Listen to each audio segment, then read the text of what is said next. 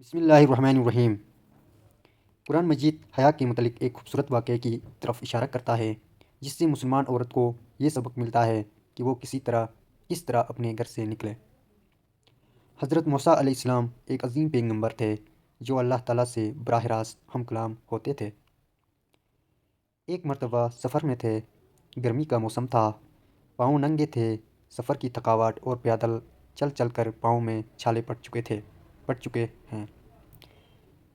ذرا آرام کرنے کے لیے ایک درخت کے سائے میں بیٹھ گئے۔ کیا دیکھتے ہیں کہ کچھ فاصلے پر ایک کنواں ہے۔ وہاں کچھ نوجوان اپنی بکریوں کو پانی پلا رہے ہیں اور ان سے کچھ فاصلے پر دو باحیا لڑکیاں کھڑی ہیں۔ جب آپ نے ان کو دیکھا تو حیرانگی کی انتہا نہ رہی کہ یہ دونوں لڑکیاں اس جنگل میں کیوں کھڑی ہیں اور کس کا انتظار کر رہی ہیں۔ حضرت موسیٰ علیہ السلام نے جب وجہ دریافت کی تو پتہ چلا کہ ان کا کوئی بھائی نہیں، باپ بوڑھا ہے، وہ اس قابل نہیں کہ چل پھر سکے، اور وہ دونوں اپنی بکریوں کو پانی پلانے کے لیے آئی ہیں کہ جب تمام لوگ اپنی جانوروں کو پانی پلا کر چلے جائیں گے تو آخر میں یہ اپنی بکریوں کو پانی پلائے گی۔ حضرت موسیٰ علیہ السلام ان کی بات سننے کے بعد آگے بڑھے اور خود پانی کنویں سے نکالا اور ان کی بکریوں کو پلا دیا۔ لڑکیاں جب خلاف معمول جلدی گھر پہنچیں تو باپ نے جلدی آنے کی وجہ پوچھی تو دونوں نے باپ کو پوری حقیقت سے آگاہ کر دیا۔ باپ چونکہ خود بھی پیغمبر تھے، فرمایا کہ جاؤ اس نوجوان کو بلا کر لاؤ تاکہ ہم اس کو پورا بدلہ دیں۔ اب ایک لڑکی جب موسیٰ علیہ السلام کو بلانے آئی تو وہ کس طرح آئی، اس کا انداز کیا تھا؟ قرآن نے اس کے چلنے کا انداز جو کہ شرم و حیا سے لبریز تھا اس طرح بیان کیا ہے۔ ترجمہ: پھر آئی ان دونوں میں سے ایک شرم و حیا سے چلتی ہوئی، وہ کہنے لگی کہ میرا باپ آپ کو بلاتا ہے تاکہ وہ بدلہ دے جو آپ نے ہمارے جانوروں کو پانی پلایا ہے۔ حضرت شعیب علیہ السلام کی بیٹی حضرت موسیٰ علیہ السلام کو بلانے آئیں، شرم و حیا کا دامن نہیں چھوڑا، نگاہ نیچے تھی، بات بھی شرما کر زیادہ کھل کر نہیں کی۔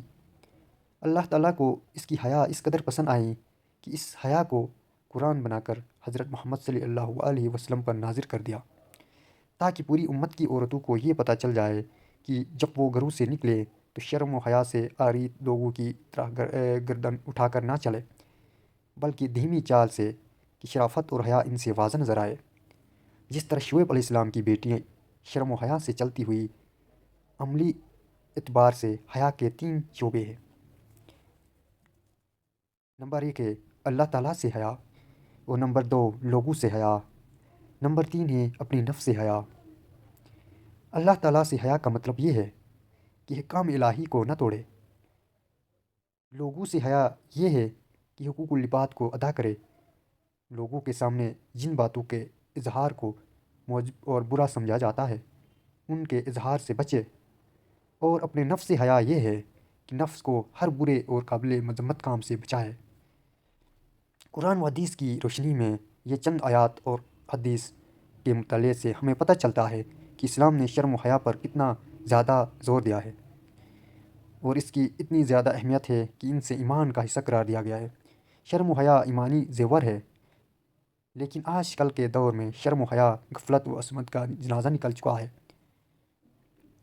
آج حیا ایک عیب بن کر رہ گیا ہے، عشق و مشقی کے کھیل رچائے جا رہے ہیں۔ مغربی تہذیب نے دنیا کو شرم و